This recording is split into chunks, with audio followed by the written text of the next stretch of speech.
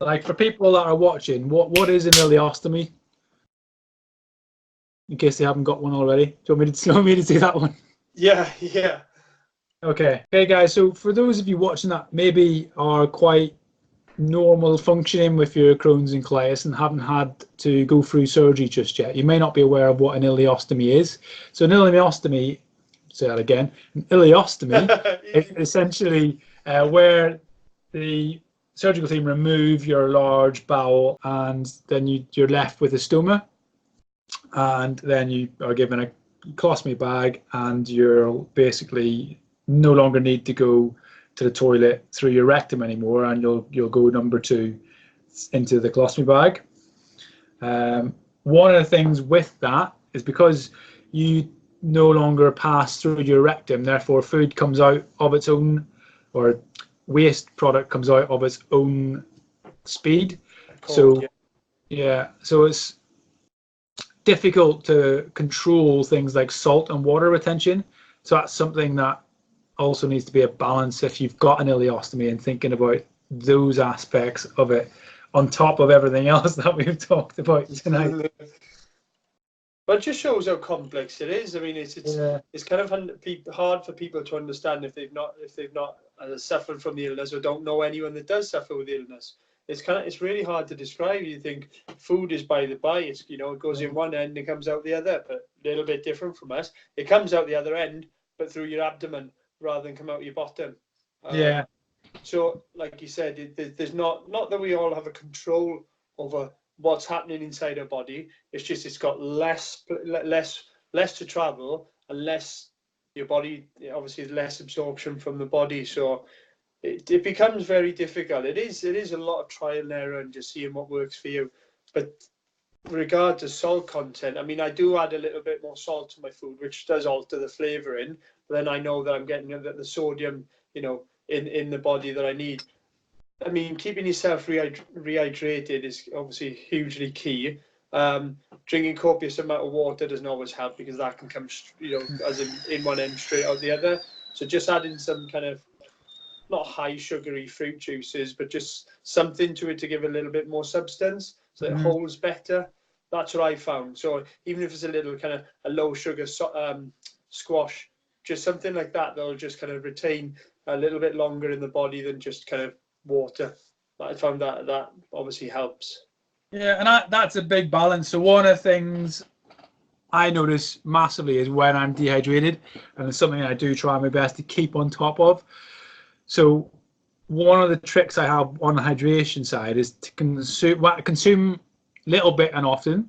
And then if I'm consuming more than a little bit, I'll try and tie that up with eating something like a banana or a sandwich, or something where there's going to be something that's going to sort of absorb a little bit of it. Yeah. And I think that can work well in terms of allowing you to maintain hydration whilst not just constantly running to the toilet.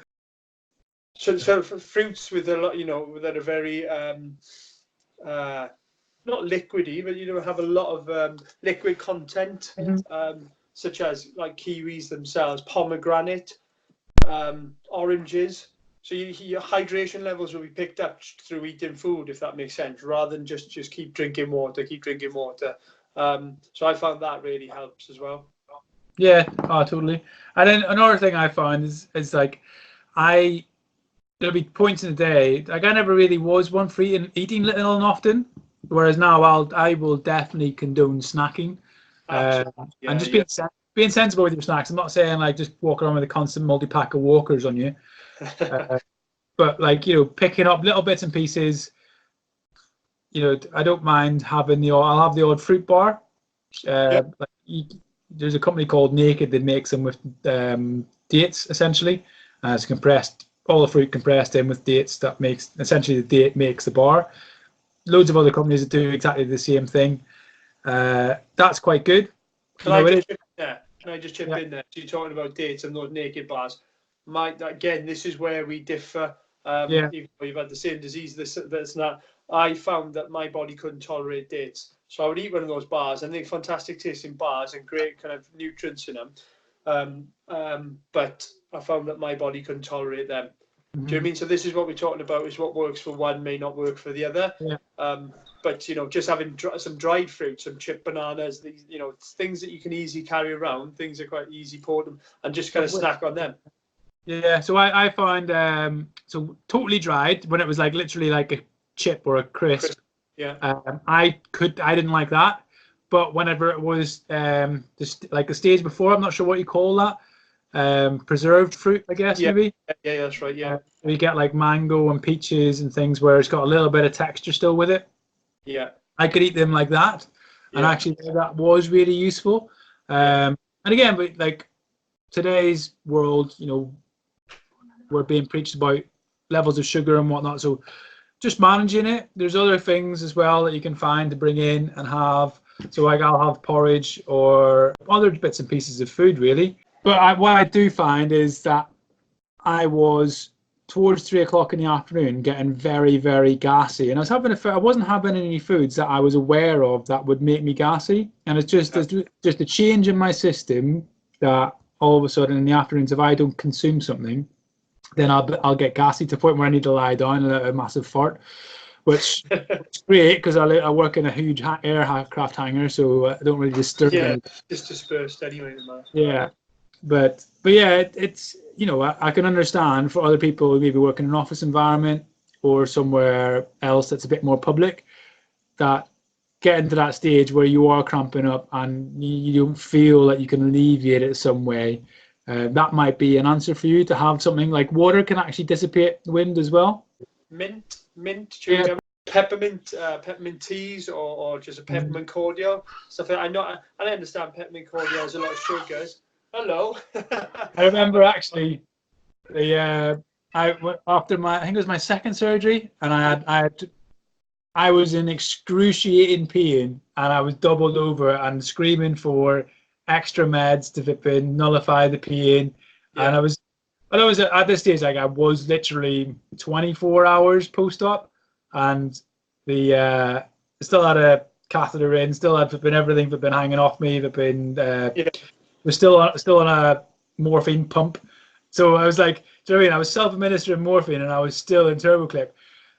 And the nurse was like, oh, you need to get up and walk around. And I was like, how am I going to walk around when I'm doubled over in pain and I've got all this stuff with me and I need stronger? And she was like, it's just wind, son. I was just like, what? And then sure enough, I got up and walked around, and I had a massive burp and a massive fart into my stoma bag. And that was wind. So, it's funny because it's so real though. It's exactly what it's like. It's like as you manage to get yourself up and just like, I'm up, then you can feel it kind of disperse. You can feel it, all the mechanics, everything going on. It's like you can feel it gurgling. You think, actually that's what I needed. It's funny because it's so real. That's what it is. And I'm lying there thinking I'm having an embolism or something. Something's happened. Okay, so John, we chatted a lot about different bits and pieces. What's your sort of takeaway? How would you like to wrap up today's chat? First and foremost, there's plenty of it. Apart from what we've discussed, there's plenty of information out there from the Crohn's and Colitis website and other forums related to the disease, that will guide you on different foods that you can try. Basically, that runs into the next point, mumbling on, is that it's still trial and error. So whatever the guidelines say, that isn't necessarily verbatim for everyone. It's what works best for you. And as we discussed, some things that may work for one person may not work for the other. But it's essential, absolutely essential, that you keep a food diary, because that will make all the difference for you in the long term. It's short term, kind of not pain in the bottom, no pun intended, but it's to kind of jotting everything down. But the sooner you do. There's a website for people like us in the UK called Crohn's and Colitis UK, and equally there are websites in America. One that I know of is Crohn's Colitis Foundation. I believe that they will all talk to each other and generally have a consensus on the stuff that they pump out in terms of advice. And it's really good. There's loads of PDF files on there or leaflets that give you lots of different bits and pieces and actually quite in-depth information, and links it on to other research and other places that you can go and find for information. So yeah, seek that out, have a look, keep a diary. That's That's a good point. Well, I think that takes us off from this episode. Absolutely.